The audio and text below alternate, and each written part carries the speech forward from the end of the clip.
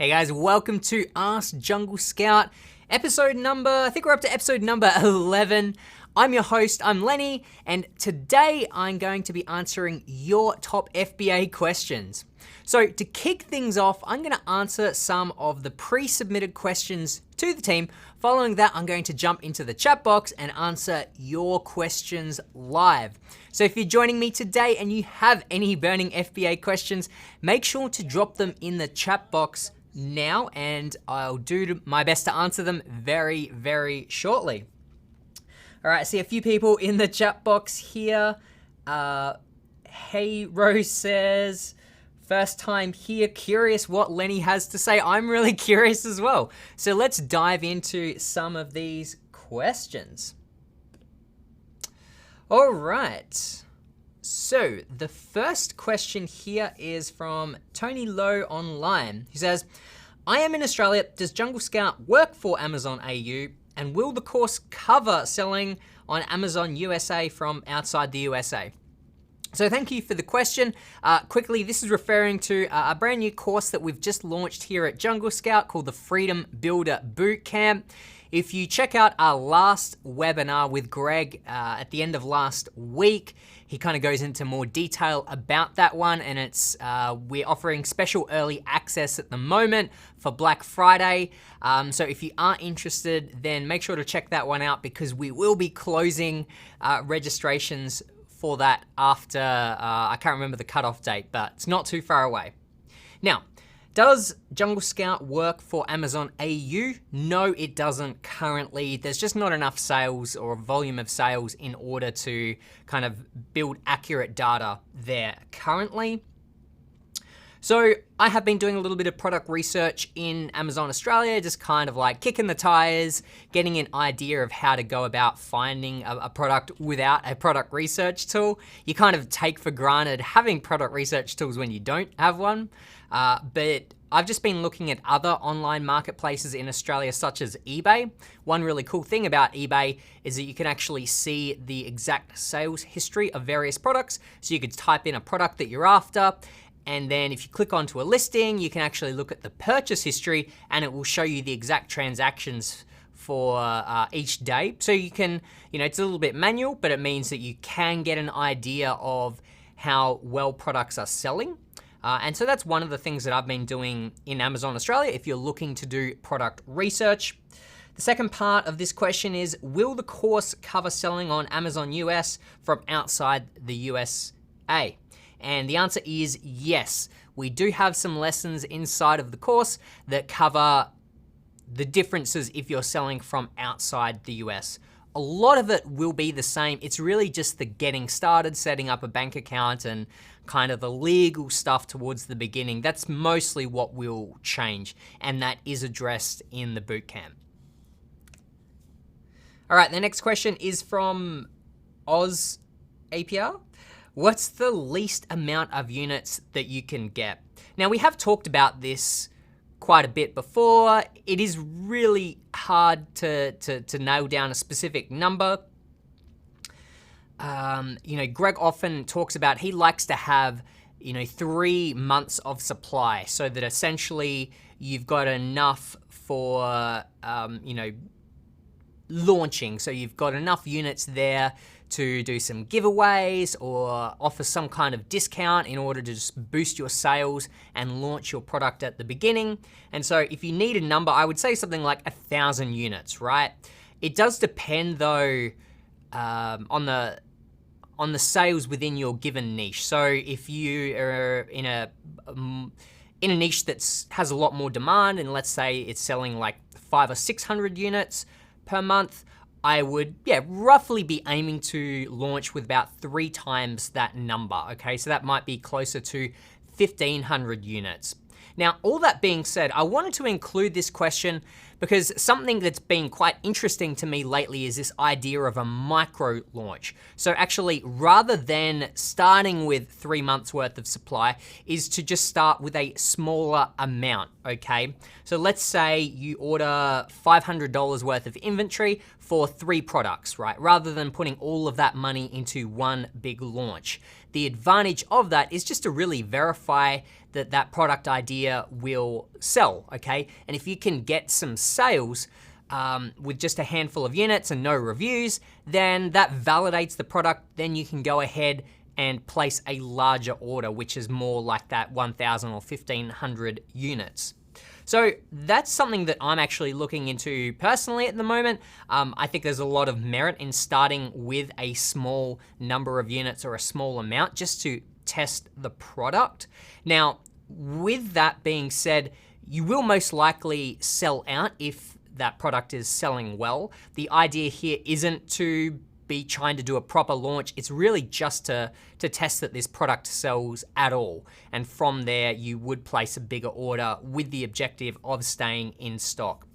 So I just wanted to include that question so that I could talk to you briefly about my thoughts around doing a micro launch, and as just kind of an option to consider rather than the all-in approach to sending in a huge shipment. You might want to go the other way just to test out a particular niche or product. Tara asks, can I use all these strategies to sell in the UK? And how do we go on selling in other places such as the US and other countries in Europe? So I think this was, I can't remember which video this was on, whether it was the $1 million case study, but a lot of the strategies that we do talk about, yes, you absolutely can use them in the UK, or really most of them apply to any marketplace, right? So the core principles of selling on Amazon don't change too much. Some of the specifics change. So if you're doing product research, for instance, we'd often say, look for products with at least 300 sales per month or a combined total of 3,000 sales per month in the top 10 listings. So that's just like a rough rule of thumb for the amount of demand that you would want in a product in the US. If you're looking in other marketplaces, you would bring that number down because the US is by far the biggest marketplace. Other ones are a lot smaller, so there is going to be less demand in those, but there's still enough demand to make it profitable and worthwhile. So things like that will change in various marketplaces. In Europe, in the UK, for instance, and other EU marketplaces, there are some differences such as VAT and so forth. So there are some legal differences and so forth, but a lot of the strategy that we talk about remains the same.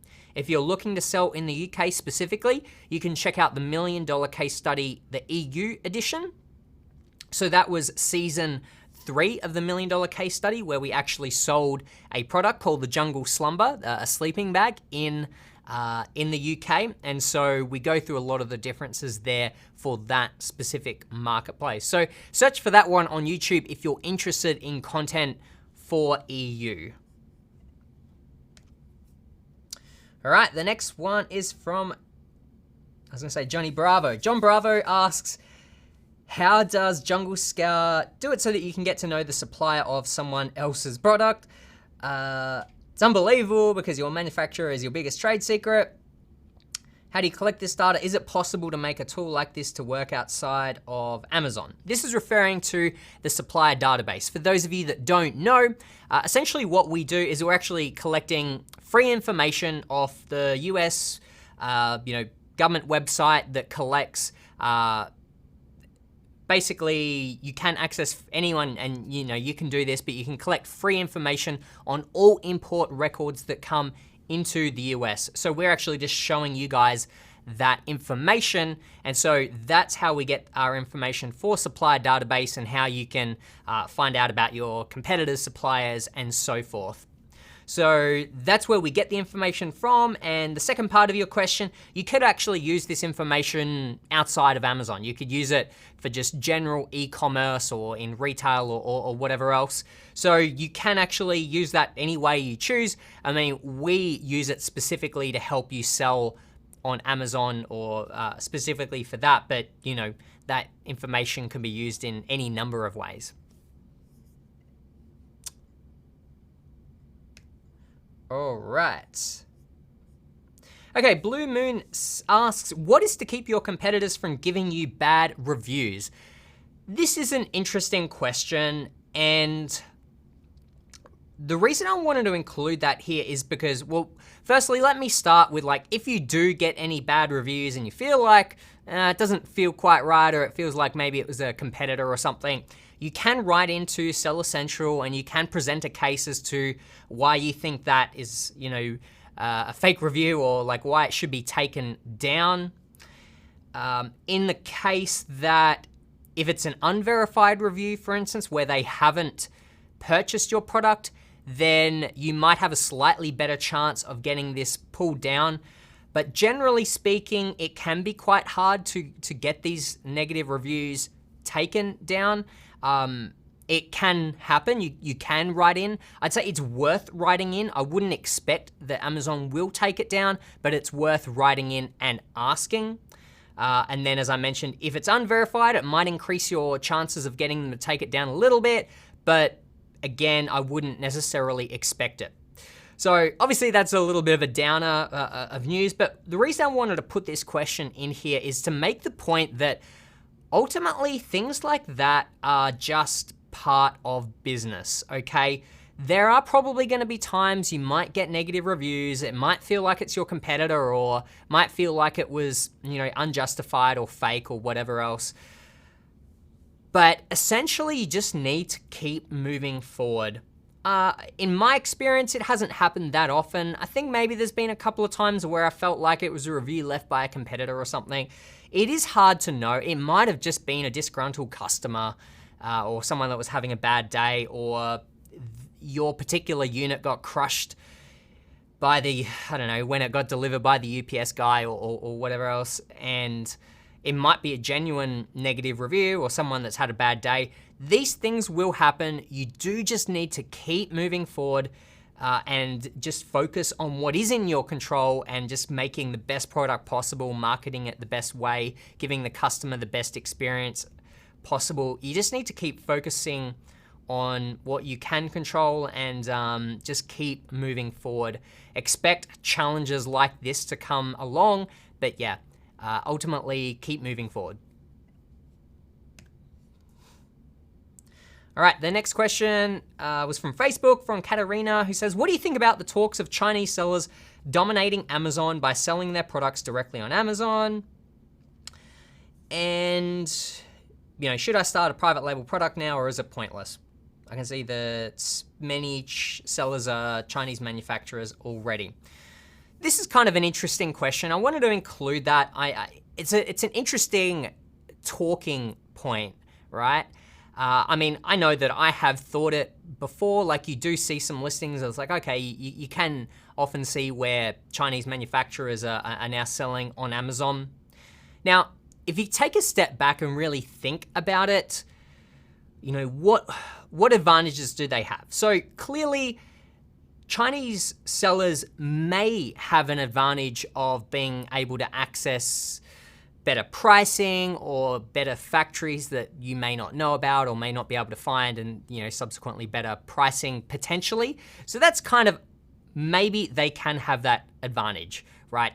But there's so many different elements required to sell successfully on Amazon. It's not just about sourcing a product a little bit cheaper, okay? That's like one little advantage, but everything else in terms of the marketing and creating a great listing, even just designing a good product, there's so many moving parts and so many elements that are required to be a successful seller that they may have a leg up, and that's like a maybe in one area, but that does not mean that they're going to necessarily dominate or that it's not worth competing. The reason I say this is that you can often tell when a listing is being created by a Chinese seller. The grammar's kind of strange, or there's spelling errors. It doesn't quite make sense. And so definitely from like a marketing point of view, understanding Western culture, selling in the US, you have a lot more advantages than a Chinese seller or living in China. So there are kind of like definitely pros and cons either way. I wouldn't be put off by seeing increased Chinese sellers on the US marketplace because, when I really think about it, you still have a lot of advantages over them in a lot of areas. So I would just kind of keep that in mind. All right, so now I'm gonna jump into the chat box and answer some of your top questions. Okay.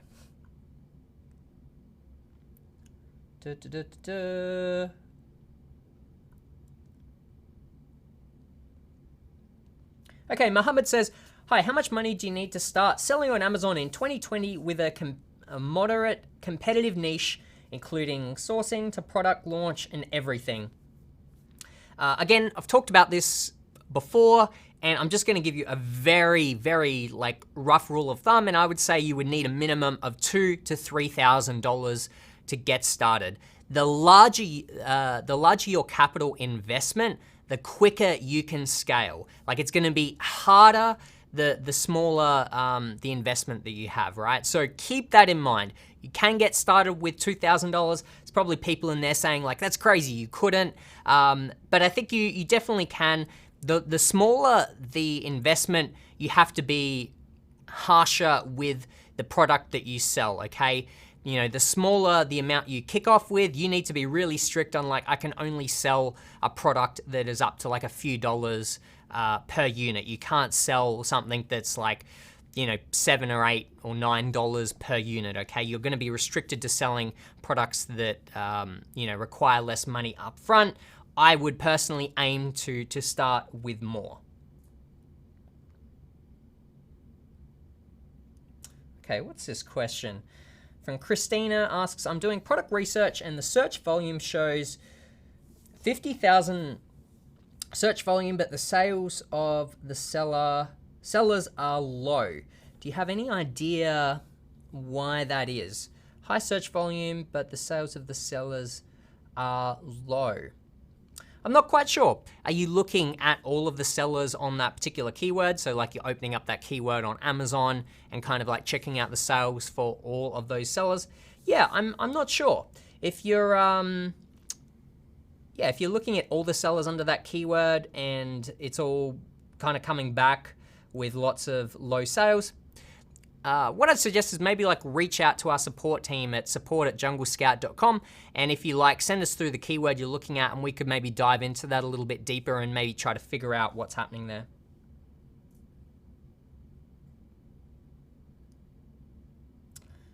All right.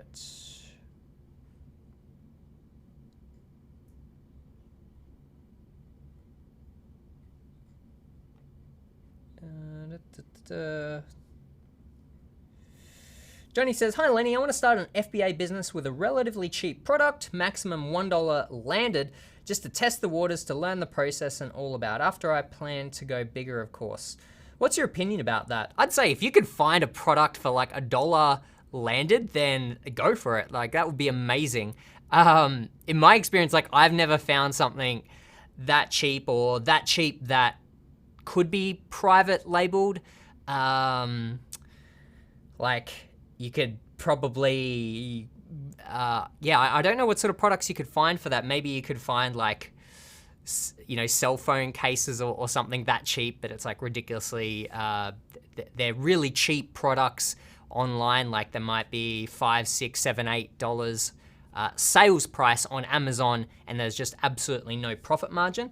But if you can find something for that price and, find something for that price that actually has a good profit margin, then I'd absolutely go for it. I'd say it's gonna be quite difficult for you to find that product, but if you're just testing the waters, then I typically don't mind spending a little bit more, even, $5 to $10 per unit. I'm not too worried how much I spend if I'm just doing a test order. Because if it's a test order, the goal again isn't to try to stay in stock. It's literally just to send in any number of units. You could just send in 30 units if you want, just to test the waters. I'd personally still, for like a micro launch, I'd still send in or aim to send in a couple of hundred units or 100 to 200 units, so that I've got a reasonable amount of units to kind of see that I can get sales on a consistent basis. But if you're only going to send in a couple of hundred units or even 100 units, then it should be fairly reasonable to spend a little bit more, $4 or $5 per unit. But again, if you can find something for $1, go for it, but it might be quite difficult to do so. Let's see.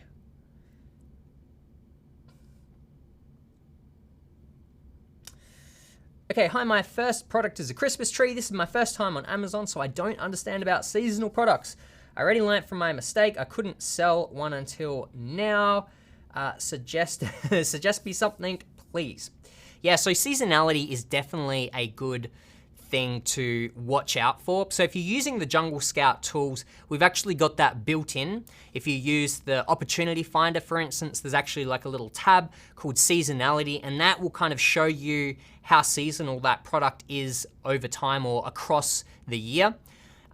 You can even just go to Google Trends, type in the keyword or the name of the product that you're looking at, and that will give you a rough idea of how seasonal that product is. A Christmas tree, for example, is a great example of a product that is very, very seasonal, and you could get some great sales in November, December, but it's going to be, very dead after that. And there's nothing wrong with selling seasonal products if you just, again, kind of like kicking the tires and you just want to go through the motions of sending a product into Amazon, getting that experience, seeing, creating a listing and all of that. I think it's great for that. But if you're trying to build a long-term business, then seasonal products are probably not the best ones to go for. All that being said, a lot of products or most products do have some degree of seasonality. What I'm saying is you just don't want products that are very, very seasonal. Again, like the Christmas tree example or, Halloween props and toys and so forth. So ideally you want to stay away from seasonal products. And in terms of a suggestion, I would just say, make sure you're checking seasonality when you're doing your product research.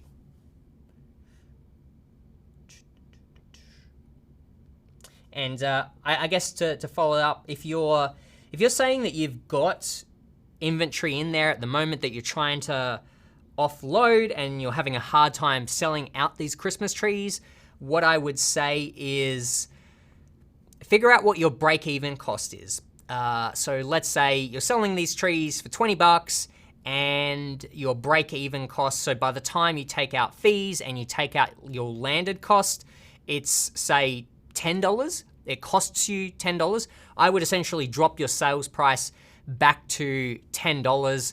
Run PPC against that, or maybe leave your price higher and then just add a coupon so it seems like people are getting a greater discount. But essentially drop your price down as low as you can, but still breaking even so that you can just offload those Christmas trees quickly before Christmas is over and you get stuck with them.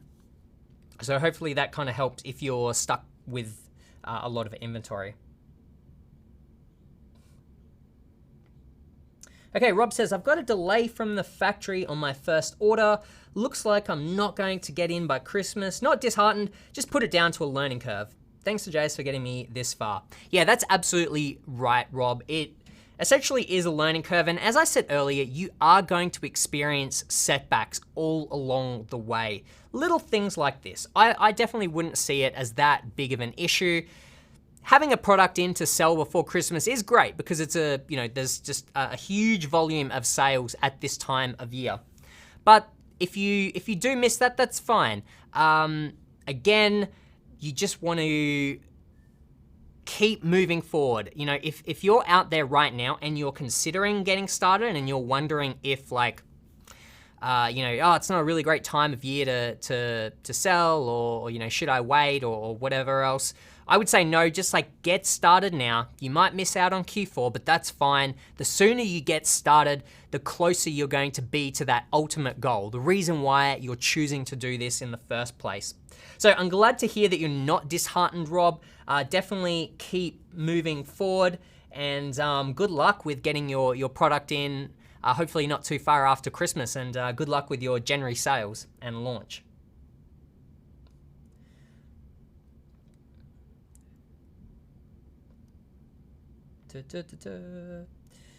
All right, Ibrahim asks, can I start selling before incorporating?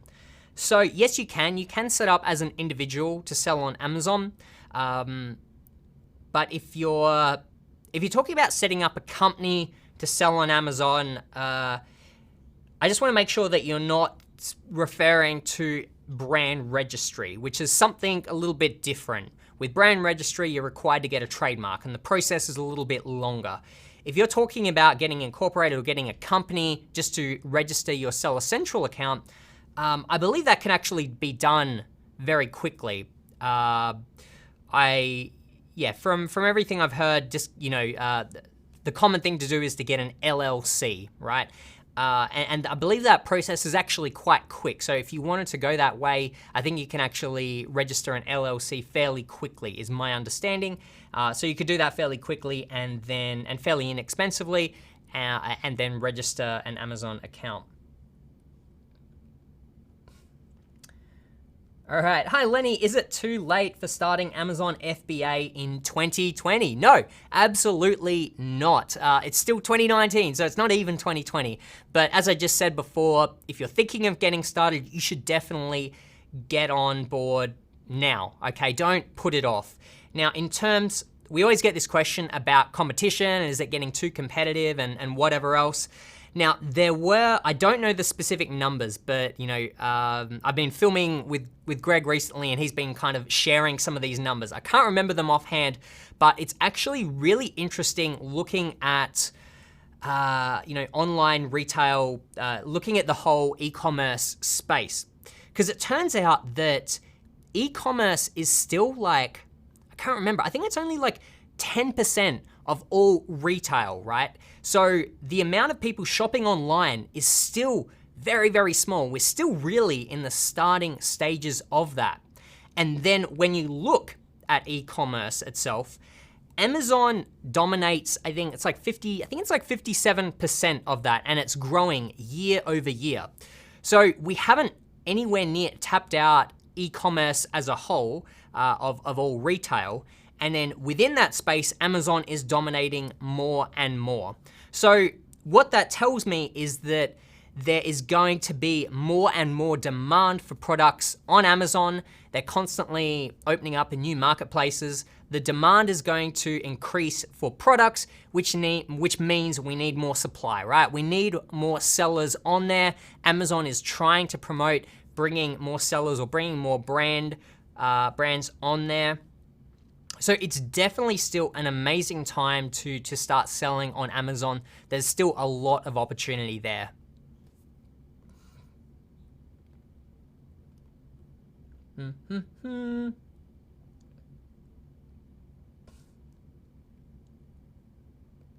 Okay, macro launch. You have the risk to go out of stock.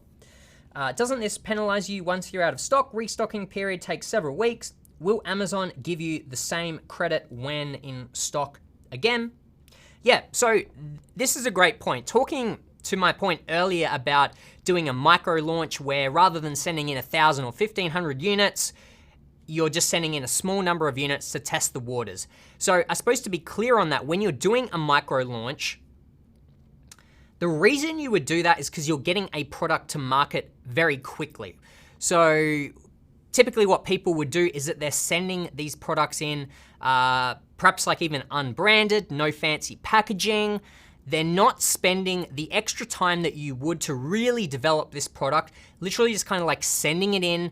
You might even want to do this, grab a few units of this off of AliExpress. You talk to some suppliers on Alibaba and find out okay, I can source this product for $4 per unit if I buy 1,000 units. On Alibaba, it might be $6 per unit for small order quantities, but you know that you can get it for $4. You just purchase a whole bunch off of AliExpress perhaps, and send that one in just to verify that you can get sales. Yes, you will run out. Yes, you know, when you run out of stock, it's you do lose a little bit of your ranking and so forth, and it does take a little bit to kind of like catch that up when you send in a bigger product amount. So that is the downside, exactly what you're saying there. But the upside is that you're testing multiple products rather than putting all your eggs in one basket, all your hopes and dreams on like this one big product that could take, you know, let's say 6 weeks to get this product in, to customize it, get them to manufacture a large order. Let's say that takes 6 weeks to get that in, and then you got to do a big product launch. In the matter of like half that time, perhaps, in like 3 weeks, perhaps, you could send in smaller amounts of 3 products, and you might find out that the one that you really like doesn't sell as well as another product, and within 3 weeks, you know exactly which product sells best. Then you can kind of shift gears into selling that particular product, okay? And if you're, so really that's how I kind of look at it, is you just wanna quickly get a product into market to kind of validate that it sells before going, you know, all in. But it's like, it's not to say one approach is better than the other. It's just, you know, an alternate approach, okay? And maybe it's a good one if you have less capital to start off with. But if anyone has any experiences with or any other thoughts between doing a micro launch or a macro launch, like a larger launch, traditional launch, then leave them in the comments. I'd love to hear everyone's opinion on this or experiences.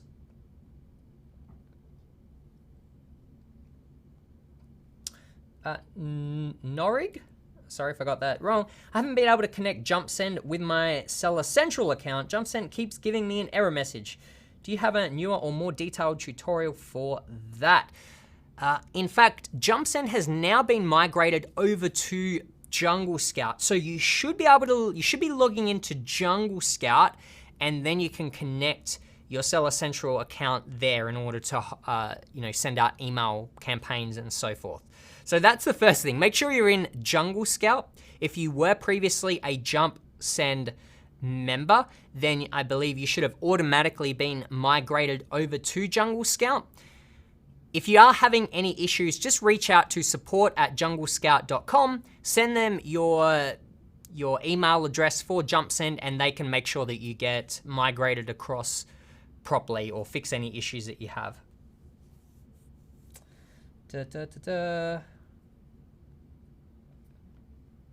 Supply database. Isn't this a cannibalization of the JS and all its members? Imagine member A has a good product, member B looks for it and is smarter. World is for the smartest. Right. So this is an interesting question, and I guess it's not really just about supply database. It's about, you know, Jungle Scout and all seller tools in general, right? So tools like Jungle Scout and other tools out there, the idea is to make it easier for people like yourself who are selling on Amazon, whether that be finding a product or you know, all these other stages, whatever else. So yes, Jungle Scout makes it easier to do all of that. On the flip side, because it's a lot easier and more accessible for everyone, yes, it does add a degree of competition. So at the end of the day, it still comes down to who's willing to do the work. Like, lots of people ask this in terms of product research, but you know, using our tools is just the first step. There's a lot of work that you need to do to follow up on a product, to really validate it, to find these good suppliers and create these listings and organize all these different things. And not everyone is gonna do that. You know, I think about that when I launch a new product and like, oh man, there's other people that can probably find that same product and whatever else, but you really just need to kind of shut that out and just focus on what you're doing. If you find a good product opportunity that seems like a good opportunity now, then I would jump on it, because you need to be fast, right? Speed is something, I don't know if, we don't necessarily talk about it a lot, but speed is very, very important for business. Okay, you can find a good product opportunity now, but if you sit on it, wait, want to think about it for another month or so, yeah, sure, there might be other people that are going to jump on that too. It really does depend, like it really matters who is the first to like jump onto an opportunity and, you know, maximize it and kind of get in there and build a foundation first. That's why when I do product launches or anything related to Amazon, I try to be really quick. I also try to be very aggressive as well, because in my mind, it's like whoever builds up the most reviews first, or it really greatly helps. So if you're going to differentiate your product, try to really differentiate it so that it's hard for anyone else to copy, or if anyone else comes across it, it seems like too much effort to try to compete with yours because you've done such a good job of differentiating it. And then, you know, when you come up with that idea or plan, just execute really quickly. So I guess to come back to your question, yes, things like the supply database or the other Jungle Scout tools, they make it easier for people, but it also makes it that little bit more competitive. It ultimately depends on, you know, who's going to take action the quickest. So yeah, that's kind of my honest answer. I hope that helps you out.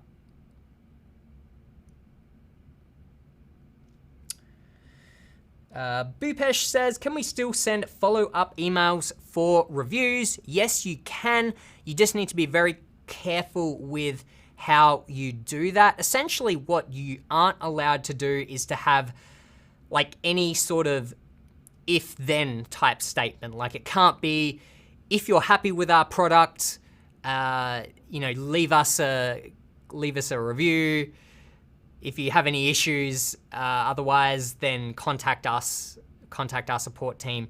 If there's anything like that, that's sort of, you know, because you're then basically saying if you didn't get if you're not happy with your product, then don't leave us a review. You can't, you know, say anything like that, basically. So you do have to be careful about how you ask for a review. However, you still can do it. If you're using Jungle Scout and using one of our email campaigns, we have thoroughly vetted kind of our copy inside of those and made sure it's very much TOS compliant. So if you use our templates, you'll have nothing to worry about. But otherwise, I hope that answers your question. All right.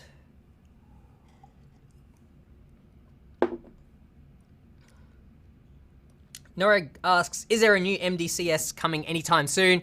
Yes, there is. Keep an eye out for it. Probably the next few weeks. I'd say it's probably going to be closer to the new year, but yeah, keep an eye out for that one.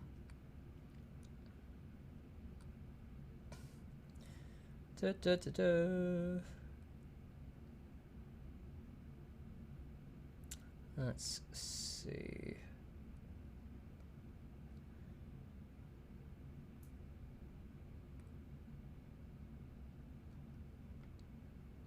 Will I be in trouble if I go through the whole process and finally start selling without being incorporated? No, no, you won't get in any sort of trouble, I guess. If you start selling without being incorporated, as I mentioned, you can sell as an individual.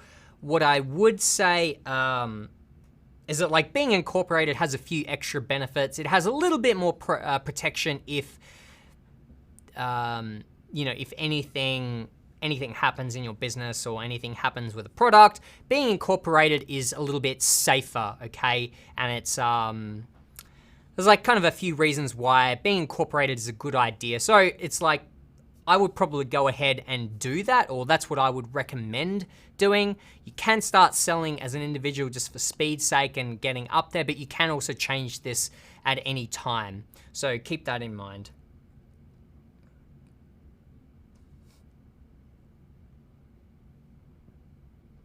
Okay, Eric asks, are there any advantages to the Black Friday sale over what existing owners already have?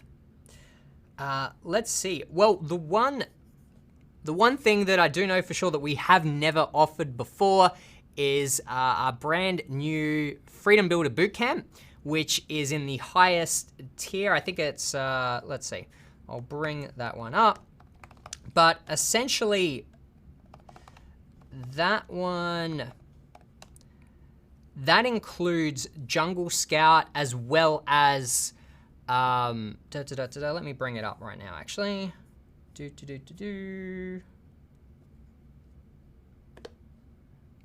All right.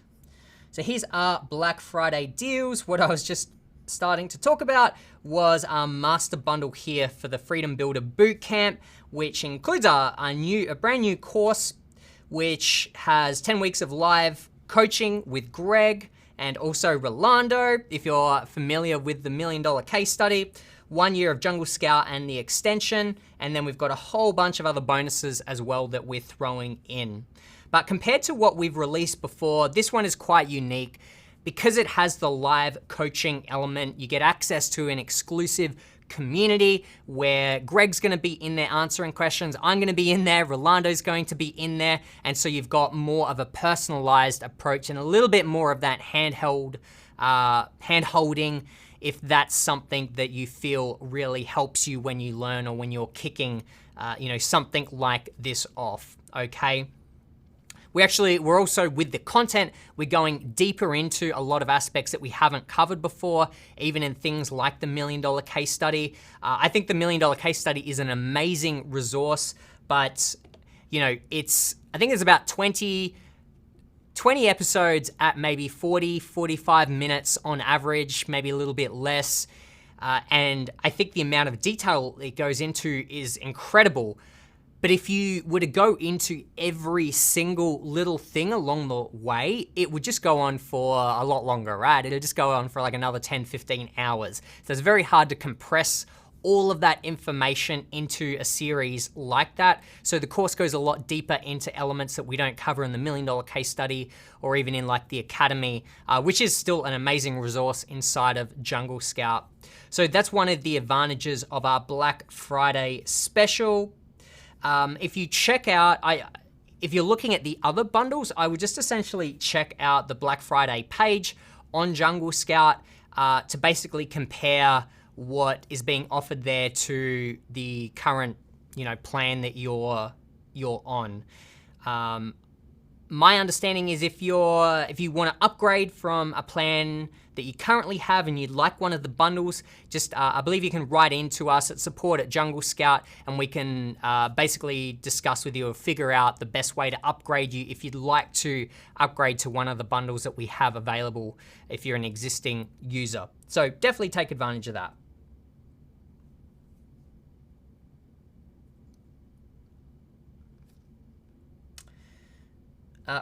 Rain asks, is there a way to dispose of FBA customers' returns even if they fall into sellable condition? I believe you should be able to. If you go and essentially you just create a disposal order inside of Seller Central. I guess you're saying if it falls into a sellable condition. Because I guess if it falls into a sellable condition, it would just go back into your regular inventory. So I'm not actually sure if there's to be honest, then I'm not quite sure if there's a way to dispose of it if it's sellable and it goes back into your regular inventory. Definitely if it's not sellable, then you can definitely just go in and create a disposal order for that one. But for me, if it goes back, if it is still sellable, and can go out with no flaws, then I'd probably prefer for it to do that so that I can sell it and make more money.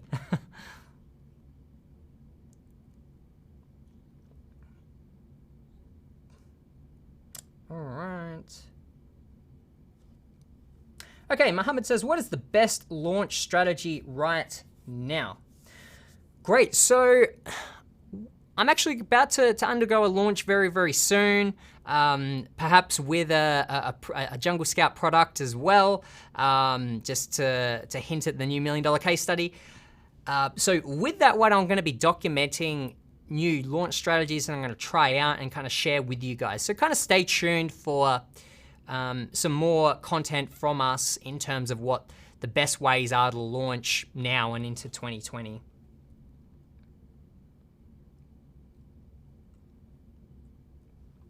Roberto says, how much do you need to spend on PPC? Really, if you can get a profitable PPC campaign, then I would just continue to up the budget, right? So if it's profitable, meaning you're spending whatever, let's say you spend $2 to get a sale, spending $2 advertising per unit to get a $20 sale. It costs you $10 for the product and you're making $8 profit, right? So essentially it's like you spend $2 and then you get $8 profit back. You would just want to increase that budget and just keep spending more. So I guess what I'm getting at is there is no real amount to spend on PPC. To begin with, when you're just starting out, I would just spend what you can afford to lose necessarily. Because when you're first starting out, it's probably going to be more expensive because you don't have any reviews. I usually say like I would put aside at least $30 a day is kind of what I try to start out with. And then, keep upping it from there as the campaigns become more profitable. But you really just need to assess it as it goes along and keep changing it. But again, if it's profitable, I would keep increasing that budget because at that point, you're just, again, exchanging $2 for $8 in return. But yeah, for a number, I'd say like start out with $30 if you can, is kind of like a reasonable budget there. It allows you to be able to test out a variety of keywords at that point. But what I would say is that I personally like to continue running PPC all the time. Okay, so you always want to be optimizing your budgets, watching what your ACOS is, and optimizing it from there, but I would always continue to run PPC. All right, I'll see if there's any last questions before we wrap this up. Oh, let's see. Okay, I think I just needed to change the page. There is a bunch more questions here.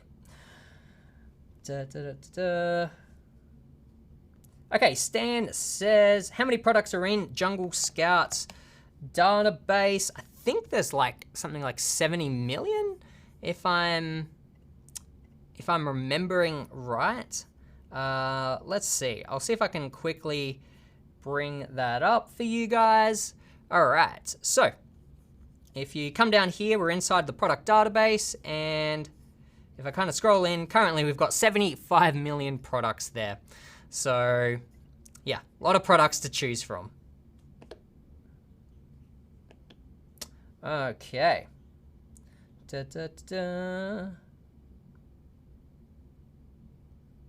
Okay, so this question is, can you please tell me how I pay Amazon PPC? Do I have to pay by credit card? And where can I find the PPC amount I already spent? So if you go into Seller Central, Advertising, Campaign Manager, basically you can just set the campaigns to lifetime, and then that will basically tell you your spend will be one of the columns. That's how much you've spent in total. In terms of how do you pay, where you have to put a credit card on file, and when you're first starting out and not making many sales, any amount outstanding will be charged to your credit card. But usually once you get past that point, you're making regular sales, that amount will just come out of your balance. So whatever you sell on Amazon, your PPC charges will come directly from that. So yeah, after your first month or so, it'll all come out of your Amazon balance. All right.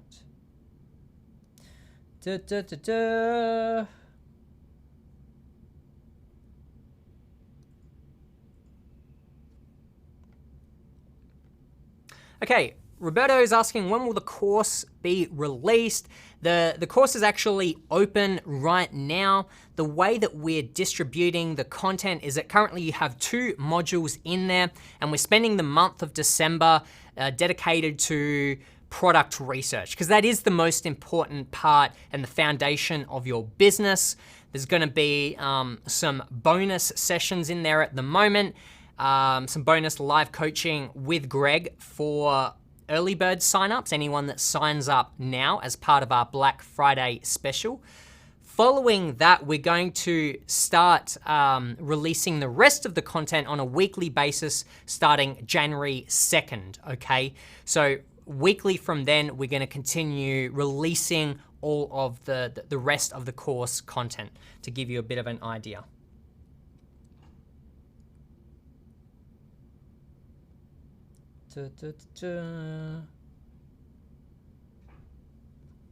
Okay, so Roberto says, could you please explain why shipping by sea is better? So essentially, there are two ways you can ship, by sea or by air.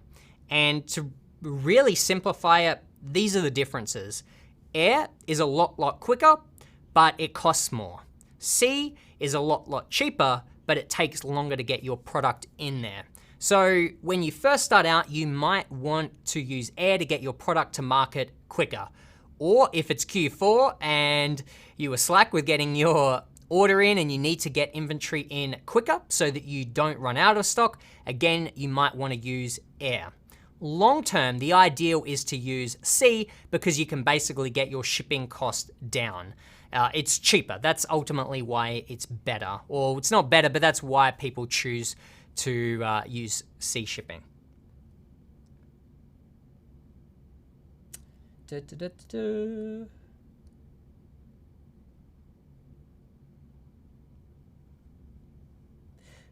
Okay, the question is, if I create a listing with variations and colors to be sent in for another time down the road, would it affect my Seller Central metrics if I'm not in stock for those variations? No, I don't believe so.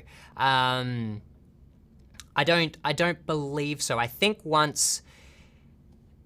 it'd be more if you are in stock and then after you have been in stock, then you run out. I think that's when you might suffer some kind of penalty when you're restocking. But if it's never been stocked, I don't think so. I'm not 100% sure on that, but that's my understanding.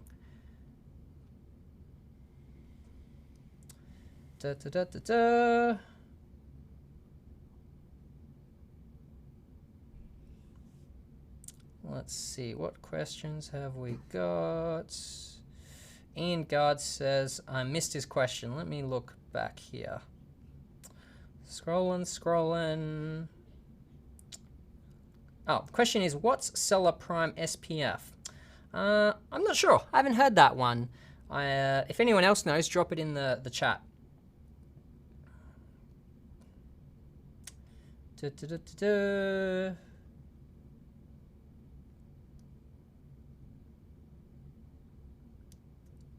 Let's see, can you...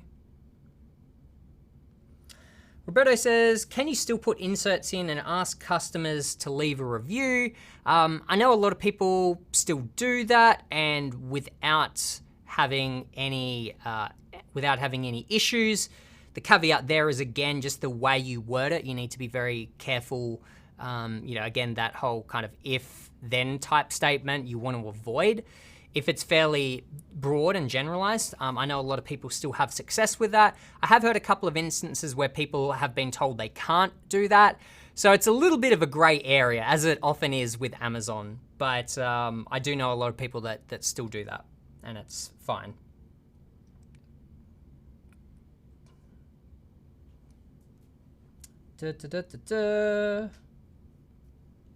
Thank you, Lenny, for the Q&A. Great and honest answers. You rock. Thank you for joining. And shout out to Belgium. Let's see. Rain asks, can we still contact customers who leave 1-star reviews, give them a refund, and then send them a listing review link to rate their experience? I haven't done this myself, but I can't see why not. I would definitely, reach out and say, hey, is there anything that I can do to, improve your experience? I'm sorry that you've had a bad experience. Is there anything I can do to help it? So you definitely want to be doing that. That's a fantastic strategy there. I'm not quite sure about the second part in terms of asking for them. I don't know that you could ask them to change their review or anything like that. I think you just, probably the safest way to go about it is to contact them, apologize, offer to help them out, offer them a refund or whatever, and then kind of leave it up to them to change their review or whatever else. I think that's probably the safest approach.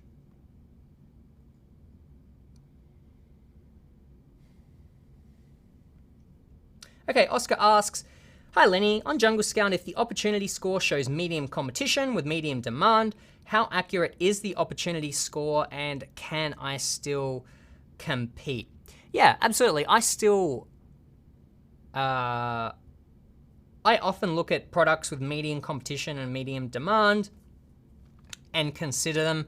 That's where I just kind of use the opportunity as a starting point and then really dive into what does that medium competition actually look like? If there's, if there's one listing that's quite high or that gets a lot more of the sales, quite high in the reviews, 500 to 1,000 reviews, and they get the majority of the sales, then that would be a red flag for me. So essentially, I would kind of dive in and see how is the demand, the sales, how is that dispersed amongst the top listing, as well as the reviews. Again, I'd be wanting to see at least 4 to 5 listings in the top 10 that have under like 80 reviews, okay? And then if there's, maybe another 2 or 3 that have 1 to 200 reviews, that's okay. And then if there's like 1 or 2 that have maybe up to like 300 or 400 reviews, that's not ideal. But this is where I'd weigh up, is the net amount or the profit margin on this product good enough that I'm willing to put up with the extra competition and willing to fight a little bit harder to, win in this space. If the profit margins are low, then I would just try to find something less competitive. But that's where I'd be weighing up, is it gonna be worth me spending extra time and money trying to rank in this slightly more competitive space?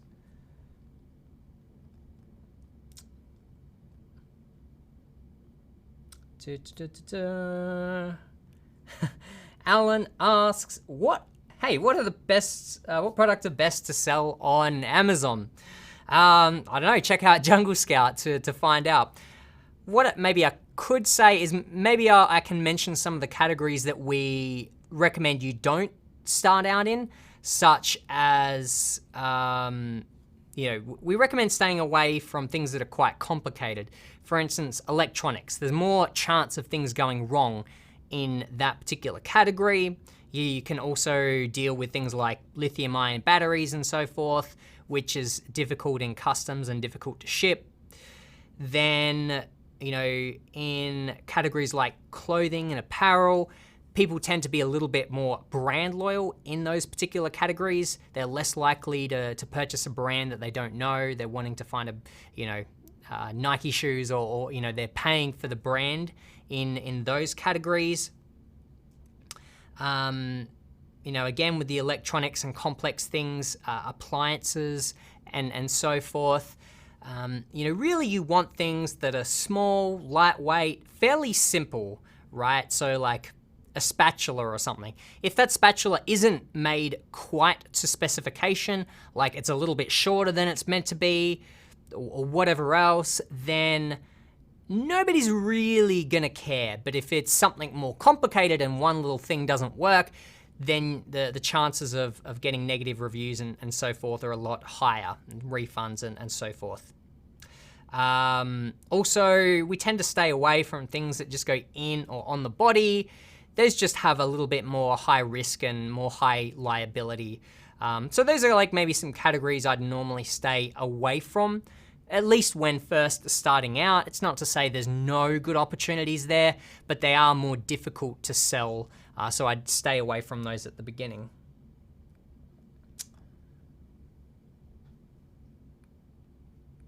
Bill says, if a product isn't selling well, would Amazon storage fees cut into your profits too much to make it worthwhile?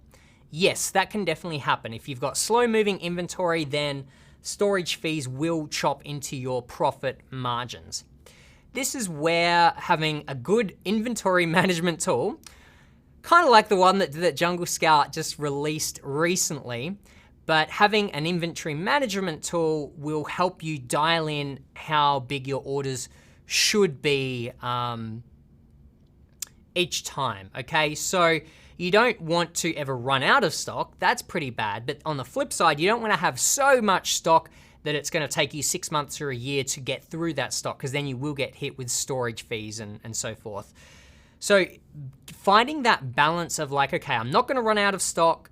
I've got a little bit of a buffer there, but I'm not going to have so much stock that I'm going to, incur all of these crazy fees. So this is something that is going to take time. It's going to take a number of shipments to kind of figure out what that best balance is, and then having an inventory manager tool like Jungle Scouts will help you dial this in over time after a few shipments. So that's where good inventory management comes in, so that you can avoid some of these storage fees. What some people do is find, third-party fulfillment like 3PL, fulfillment centers outside of Amazon, where they might send in a larger amount of their inventory into one of these fulfillment centers that charges significantly less for storage than Amazon, and then they can just send in smaller shipments as needed. So I know that's like another popular option as well to look into if you still want to get the benefits of getting larger orders up front.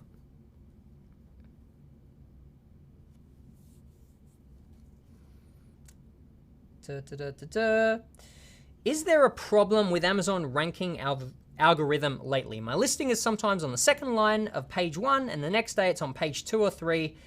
It was like this for a month. My sales are steady. Yeah, that's kind of interesting. I've been hearing a few people say that recently, and I think from my understanding, it seems like Amazon is doing some testing with ranking, essentially trying to see, just kind of like testing your product out in different ranks to kind of see, if we move it up the page, is it gonna get more sales? Like, does it deserve to be here? That kind of thing. So I've been hearing a little bit about that. Sounds like Amazon is kind of testing stuff. I don't really have any recommendations other than to just kind of like write it out, because it's like it might all go back to normal tomorrow. I don't know if this is happening to everyone, but I have heard a few instances of people experiencing this.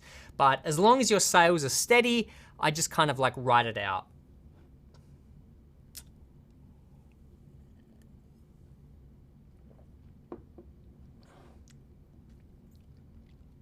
Roberto says, how do I get the best price from suppliers? I contacted a few suppliers and the difference is $3 to $5. I'm assuming between different suppliers. This is where getting as many quotes as possible is better. Let's say you can get at least 8 to 10 quotes from different suppliers. The advantage of that is that you get an idea of the market price for that particular product. If you've only got 3 quotes, 2 or 3 quotes, it's like one might be $4, the other might be $10, and the other might be whatever, $6. You don't really know what you should be paying. But if you've got at least 8 to 10 different quotes, then you're probably gonna have some outliers. You're gonna have someone that's priced ridiculously high, and then you're gonna have somebody that's priced ridiculously low to the point of like being suspiciously low, where it's like, I don't know what I'd actually be getting there. And then what you would normally find is that a lot of the prices will be in the middle, and you'll be like, okay, gotcha, that is what I should be paying. Now, if you really like a supplier that's on the higher end of that scale, they've got good communication, a good sample, and so forth, then what you can do is use one of these other suppliers as leverage and say, hey, I've seen that I can get this product for around this price. Is there, can you give me the product at that price or anything else? I wouldn't be suggesting to be trying to lowball them and trying to like get them to price match to the lowest possible price that you can get, but I would do that to the market average. Whatever kind of that average is, I would use that to see if you can negotiate a slightly better price from the supplier that you like most.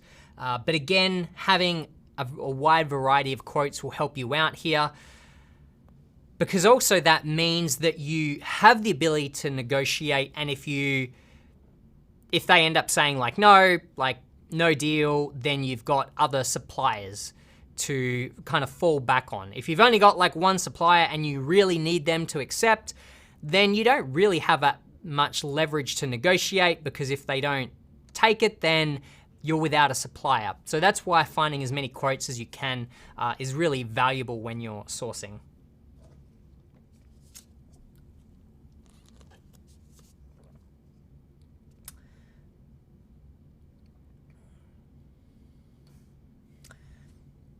All right, how does Amazon charge their fees? It comes from like a number of different things. So the fees change depending on the category, and then it also depends on the kind of like size and weight of a particular product. The larger it is, the more expensive the fees become. Then there's also another part called a referral fee, which is essentially a percentage of the sales price, okay? And yeah, so there are some parts of the fee that are per product. You know, that's just for Amazon to pick and pack and ship your product. There's kind of like a set fee for that. Then there's sort of like the referral fee, which changes depending on your category and the size and weight of your product. So that's kind of how they come up with their fees. If you type in like Seller Central FBA calculator or Amazon FBA calculator, I think like the first listing you'll see will be on Seller Central, where they'll give you their calculator. You can put in your numbers. You start out by searching for a similar product to yours. Make sure it's similar in terms of size and weight. Then put in all of your details, your sales price and so forth, and that will tell you how much to expect in FBA fees. All right, I'm just gonna answer one more question before I wrap it up today, because we've gone past the hour. Let's see.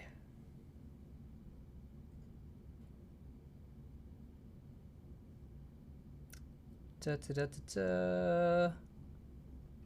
right, I won't count this question, but Rain says, my IPI score keeps decreasing by 10 to 15 points each week while I don't have any inventory issues. Is that normal? I am afraid going towards the 400 score. Yeah, I'm not sure what to suggest there. To be honest, I just kind of like glance down at that and make sure that I'm in the green and that my there's no issues. I only kind of like dive into that deeper when I am getting close to the red there. So I don't know if that's normal or not. So unfortunately, I can't help you there. All I could say is just to keep an eye on your inventory levels and yeah, just kind of keeping an eye on that. But if you feel like you don't have any inventory issues, then I'm not quite sure what to suggest. Yeah, if anyone else has any recommendations there, then feel free to drop it in. Let's see.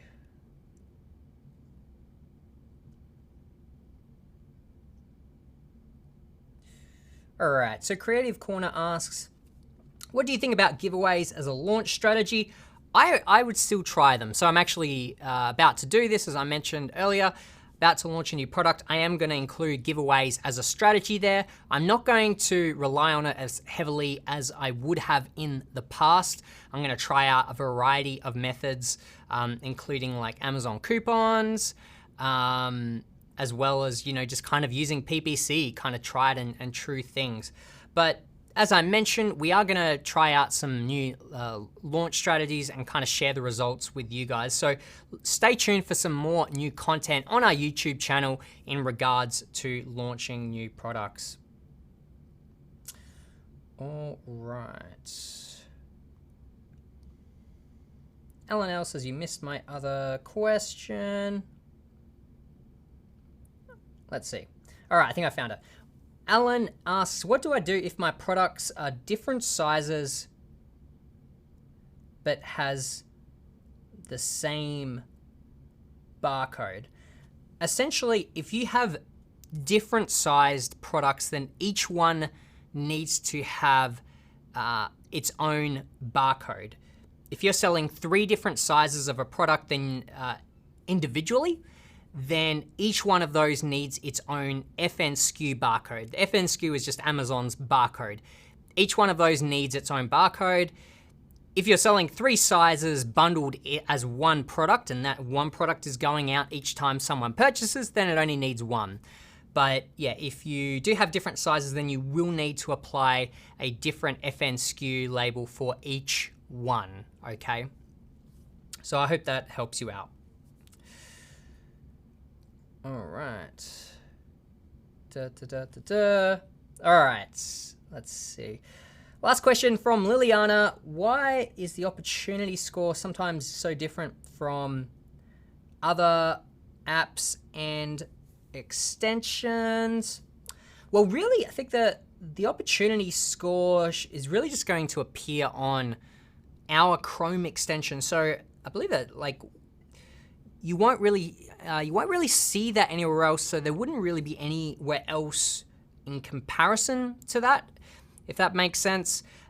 Again, I love the opportunity score as a starting point. Every time I click the Chrome extension, I'm just like anxiously waiting to see what the number is going to be. But again, the opportunity score is just kind of like a starting point. Regardless of what it says, I dive into the details a little bit more to kind of check out what listings are there and what information I can get from that. All right, guys. Well, it's been an absolute pleasure answering all of your questions.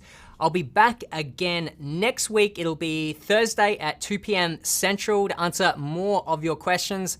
If you've got some value from today's episode, make sure to give me a thumbs up below. That's how I know that you guys are enjoying my answers and getting value from that. And that's what keeps me coming back to answer more of your questions. Also, if you haven't subscribed to our YouTube channel, make sure you do that below as well. Even hit the bell icon so that you get notified every time we go live or that we post a new video so that you don't miss any of those. Thank you so much for joining me today. All the best with your selling, and I'll see you guys in the next video. Bye.